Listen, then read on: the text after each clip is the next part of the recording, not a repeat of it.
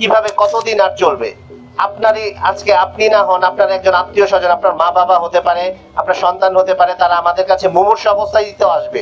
তো তখন যদি আমরা সেবা দিতে গিয়ে সে মারা যায়, তখন সাথে সাথে আপনি বিচার করে ফেলেন আমরা ভুল চিকিৎসা দিয়েছি, আমরা অবহেলা করেছি, করে আমাদের উপরে অ্যাটাক শুরু করে দেন। তো এইভাবে এই সব অন্যায় অনাচার তো চলতে পারে না। তো আমরাও চাই আমরা ভৈরবের সমস্ত সেবা প্রতিষ্ঠান মিলে একতাবদ্ধ হয়ে এর বিরুদ্ধে দুর্বার প্রতিরোধ গড়ে তুলতে চাই।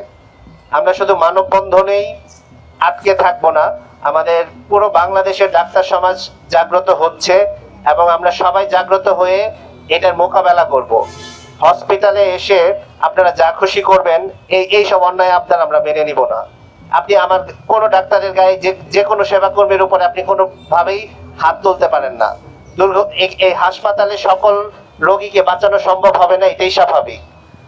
এখন এমনও হয় যে এমন অনেক কিছু আছে যে মুমূর্ষু অবস্থায় সেবা দিলে, দ্রুত সেবা দিলে রোগী বাঁচতেও পারে, আর যার হায়াত নেই, যার উপরওয়ালা যার হায়াত যতদিন রেখেছে সে তো মারা যেতেই পারে। সেজন্য কি আমরা দায়ী? তাহলে কি আমরা চিকিৎসা সেবা বন্ধ করে বসে থাকবো? এটা আমার এই সমস্ত বাংলাদেশের জনগণের কাছে প্রশ্ন রেখে গেলাম। তো আমি এই যে অনাকাঙ্ক্ষিত একটি ঘটনা ঘটলো, ডাক্তারের অবস্থা কিন্তু এখন মুমূর্ষু অবস্থায় সে এখনো আছে, এবং তার অবস্থা এত সংকটাপন্ন যে আমাদের সিনিয়র নেতৃবৃন্দ থেকে শুরু করে সরকারের মন্ত্রীরা সহ সবাই তাকে, স্বাস্থ্যমন্ত্রী সহ সবাই তার বিরুদ্ধে গভীর উদ্বেগ প্রকাশ করেছেন।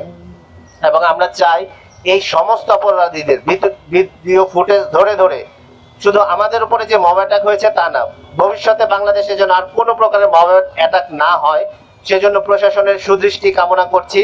এবং মব অ্যাটাকের সময় যেন প্রত্যেকটা ভিডিও ধরে ধরে প্রত্যেকটা আসামিকে ধরা হয় এবং তাদের সুবিচার করা হয়।